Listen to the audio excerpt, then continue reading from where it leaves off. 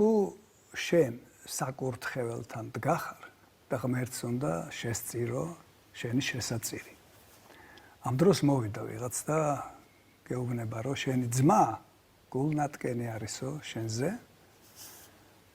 დატოვეო ეს საკურთხეველი, წადი დაეგე ჯერ ძმასა შენსაო, ანუ შეურიგდი ჯერ მას და მერე მოდი და მერე შესწირე შენი შესაწირიო. ძალიან უცნაური რაღაც წავიკითხე, პირველად რომ წავიკითხე ეს. ვერ მივხვდი. და მერე ტყუილად არ არსებობს ეგრეთ წოდებული ეგზეგეტიკა, ანუ განმარტებითი ლიტერატურა, ყველაფერი განმარტებულია ბიბლიის ყველა სტრიქონი. მოგეხსენებათ?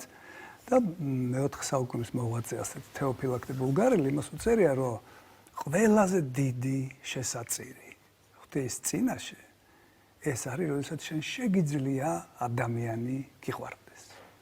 როდესაც შენ შეგიძლია მისი სიხარულით გაიხარო.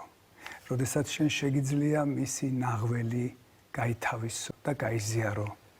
როდესაც შენ შეგიძლია, რომ მის ფიქრში შეხვიდე, მის განცდაში შეხვიდე, მისი თვალებით დაინახო სამყარო. ამაზე დიდი ბედნიერება არც მისთვის და უფრო მეტად კიდე არც შენთვის არ არსებობს.